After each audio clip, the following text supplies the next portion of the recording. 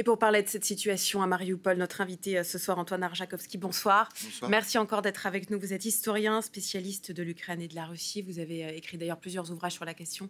On va les voir s'afficher à l'écran. Voilà, Russie, Ukraine, Occident, Russie et voyage de Saint-Pétersbourg à Moscou. Voilà pour ces ouvrages, cher Antoine. On vient de le voir, Mariupol est déjà détruite quasiment à près de 90%.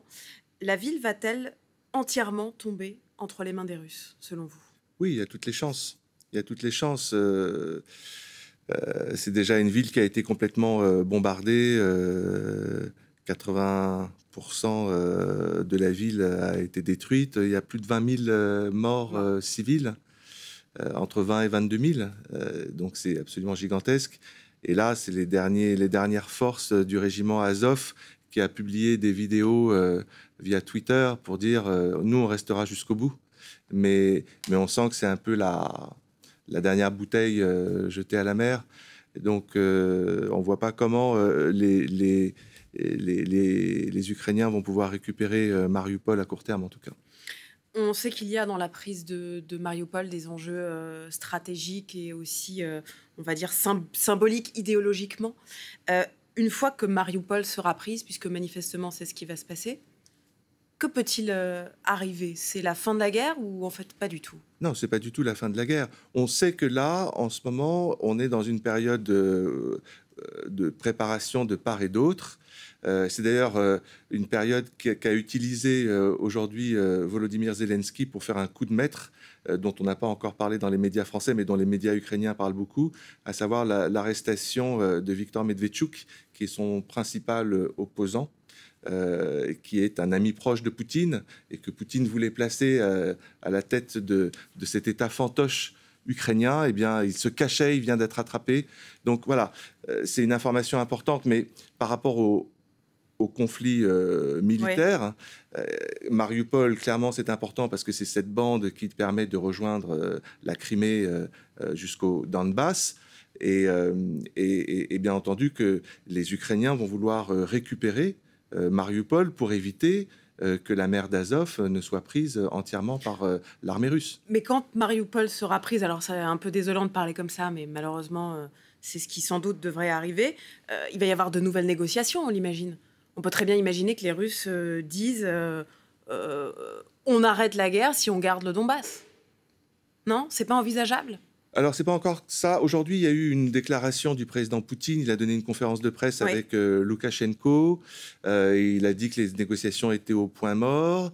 Que les Ukrainiens étaient incohérents dans leur manière de négocier. Enfin, oui, parce qu'ils surinterprètent les paroles de la délégation ukrainienne en disant que les Ukrainiens expliquaient que les conditions de sécurité pour l'Ukraine dans la nouvelle alliance ne concernerait ni le Donbass ni la Crimée. Alors que ce n'est pas ce que disaient les Ukrainiens. Les Ukrainiens parlaient du Donbass avant le 21 février. Alors que là, la prise de Mariupol, c'est après le 21 février. Donc là, Vladimir Poutine surinterprète les paroles mais c'est son jeu, de la partie ukrainienne. Dans cette conférence de presse, il a dit aussi « Nous atteindrons notre but ».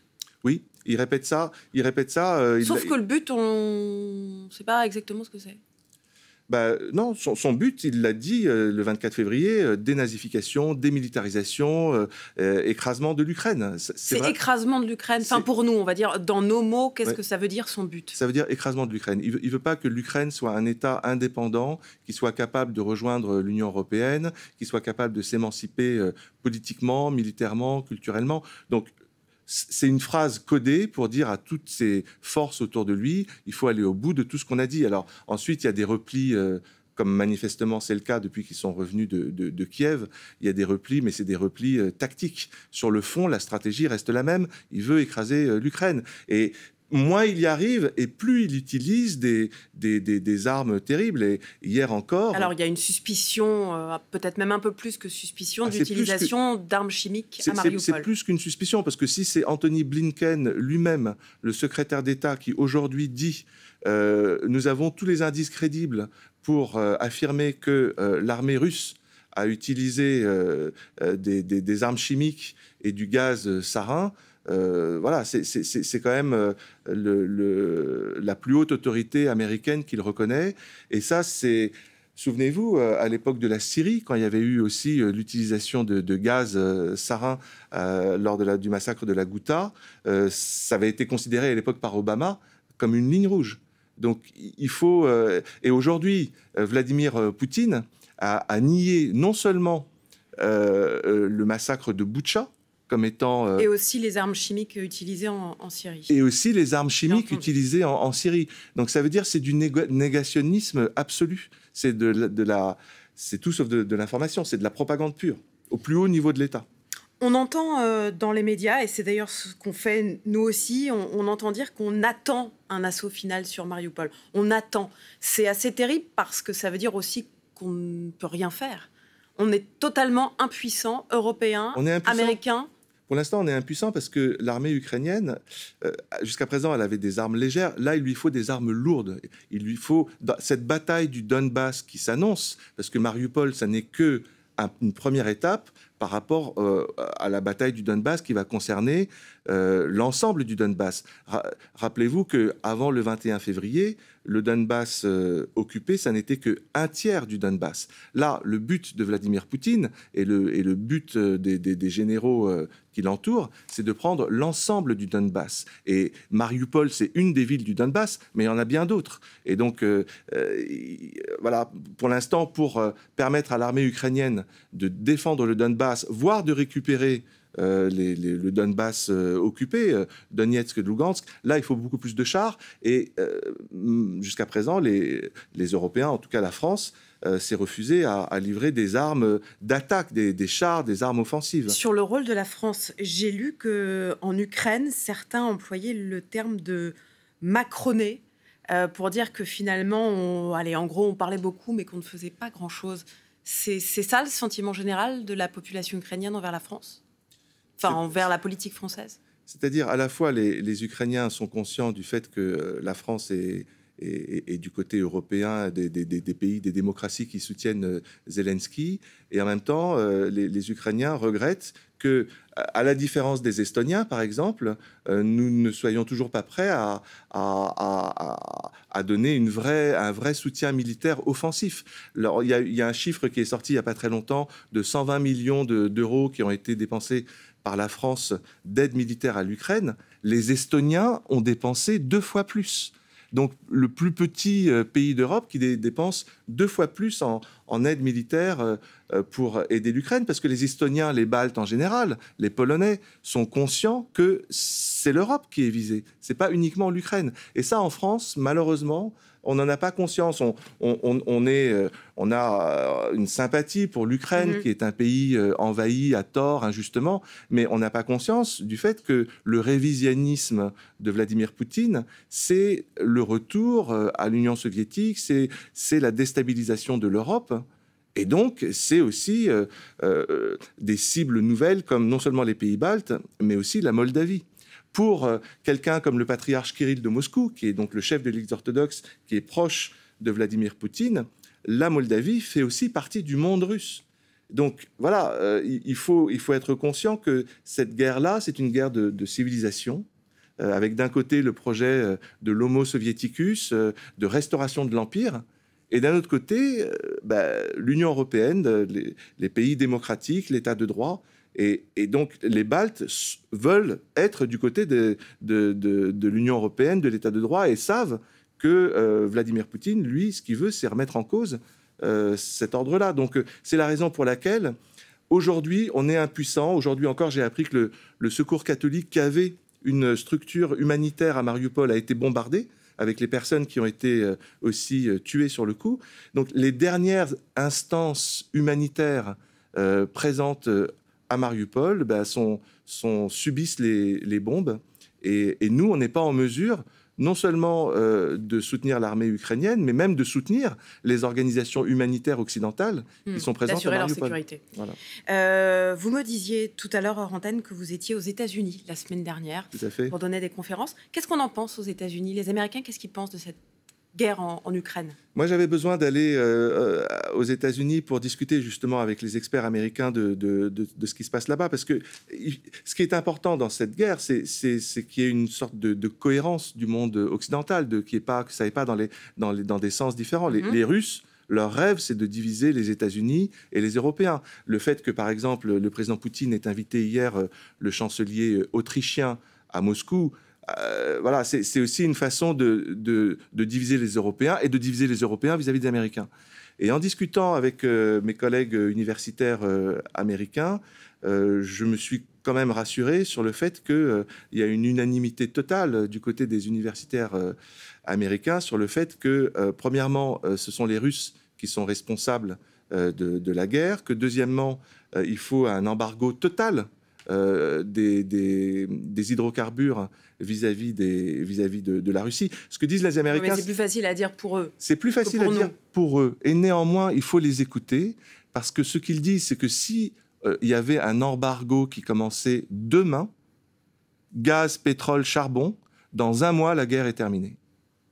Là, pour l'instant, c'est nous qui finançons les bombardements de Mariupol, les bombardements de Kharkiv, etc. Donc en fait, on ferait durer la guerre, d'une certaine façon, c'est ça? Absolument. Absolument. Donc ils sont beaucoup plus fermes sur le fait qu'on n'a pas intérêt à faire traîner ce conflit. Le plus tôt, on pourra... Bien sûr que ça coûtera aux Européens leur facture de gaz sera un peu plus importante, mais elle sera infiniment moins importante, cette facture, si la guerre durait des mois et des mois. Donc voilà, c'est ça la position des universitaires américains, c'est l'intérêt d'être ferme beaucoup plus. Et d'ailleurs, c'est une discussion qui a lieu actuellement.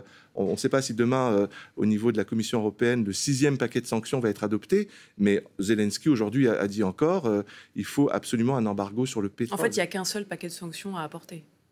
C'est l'embargo, c'est ça ce que vous nous dites. Parce que là, on met un peu plus de sanctions de jour en jour, 6e paquet, vous le disiez, mais finalement, c'est pas ce qu'il faut faire. Il faut être beaucoup plus ferme, il faut un embargo total sur les hydrocarbures. Merci beaucoup, Antonin Arjakovsky, d'avoir été avec nous ce soir en direct sur France Info. Toujours sur la situation de la ville de Mariupol, on le disait tout à l'heure, la population vit désormais aussi dans l'angoisse d'une attaque chimique. C'est en tout cas ce que redoutent les autorités ukrainiennes. Simon Ricotier. La brutalité du conflit ukrainien peut-elle encore grimper d'un cran? C'est la crainte de la communauté internationale qui redoute l'utilisation par la Russie d'armes chimiques. Nous avons de bonnes raisons de craindre que la Russie utilise des armes chimiques en Ukraine. Si elle faisait cela, la Russie paierait le prix fort. Libérer un gaz toxique ou incendiaire sur une ville, au risque de toucher civils et militaires. En théorie, la crainte n'a pas lieu d'être, car la Russie a signé en 1993 la Convention sur l'interdiction des armes chimiques. Le pays affirme avoir détruit tout son stock. Pourtant, des questions demeurent. Moscou a-t-elle utilisé un agent chimique pour empoisonner Alexeï Navalny, principal opposant de Vladimir Poutine, et Sergueï Skripal, un ancien agent russe? Par ailleurs, la Russie n'a jamais reconnu l'utilisation d'armes chimiques par le régime syrien de Bachar el-Assad, un crime pourtant largement documenté. Certains observateurs ne font aujourd'hui plus confiance à Vladimir Poutine, qu'ils soupçonnent de vouloir renier ses engagements. Toute violation des engagements russes concernant l'utilisation des armes chimiques serait absolument odieuse, ça serait dramatique, ça serait l'effondrement du système de conventions internationales régulant, encadrant et interdisant l'utilisation d'armes chimiques. La Russie, de son côté, accuse l'Ukraine de détenir des armes chimiques et de vouloir s'en servir. Antonin Arjakovsky, vous êtes toujours avec nous finalement. Sur ce sujet des armes chimiques, vous l'avez dit il y a quelques instants, Vladimir Poutine, tout à l'heure dans sa conférence de presse, a nié déjà l'utilisation d'armes chimiques en Syrie. Je parle de la Syrie parce qu'il y a un général qui a été nommé à la tête de l'offensive russe, qui s'appelle le général Djornikov, et qui était surnommé justement le boucher de Syrie. Voilà, c'est lui qui fait le lien. Qui est cet homme? Dvornikov, c'est donc lui maintenant qui est en charge de l'ensemble de l'armée russe du Sud, et donc des opérations en Ukraine. C'est un commandement unifié, c'est un changement de stratégie par rapport à il y a encore une semaine où il y avait des généraux dans différents fronts. Là, c'est lui qui a l'ensemble des opérations, coordonne toutes les qui coordonne l'ensemble. Et effectivement, c'est assez inquiétant parce que si on l'a appelé le boucher, c'est parce que c'est lui qui a bombardé non seulement avant même la Syrie, Grozny. C'est lui qui bombardait Grozny. C'est lui qui, lors de la Deuxième Guerre en Tchétchénie, donc dans la fin des années 90, c'est lui qui a bombardé Alep. C'est lui qui visait les hôpitaux et les écoles. Et c'est lui qui, à la suite justement de ces bombardements à Alep, a été décoré par Vladimir Poutine en 2016 comme héros de la Russie. Donc c'est voilà, un des principaux généraux de l'armée russe. Et donc on se dit que si des armes chimiques ont été utilisées en Syrie et que, comme par hasard, ça coïncide, on va dire, avec le mot. À peine après sa nomination comme commandant des forces russes dans l'opération en Ukraine, dans la guerre en Ukraine, il y a de fortes chances que ce soit lui qui ait ordonné l'utilisation des armes chimiques. Pourquoi d'ailleurs utiliser des armes chimiques, à part, on va dire, tuer ou terroriser les derniers civils qui restent dans une ville? Quel impact ça a? Il y a un porte-parole de l'armée russe qui a dit on n'a pas de temps à perdre avec le régiment Azov. Le plus tôt on pourra prendre Mariupol, le mieux ce sera. C'est effectivement tellement terrifiant. On est complètement brûlé de l'intérieur. On a des crises cardiaques. C'est des armes absolument, enfin, qui sont interdites. Qui sont interdites, oui. Voilà. Donc, et qu'officiellement la Russie dit ne plus avoir. Voilà. Mais là, manifestement, en tout cas, le régiment Azov a fait circuler ces vidéos sur Twitter pour affirmer que ces armes avaient été utilisées. Et ça, non seulement c'est terrifiant, mais c'est voilà. Très vite, on ne peut pas résister face à ce type d'armes. Voilà. Donc c'est la raison pour laquelle Dvornikov utilise ce type d'armement. Merci beaucoup, Anton Arjakovski, d'avoir été avec nous ce soir.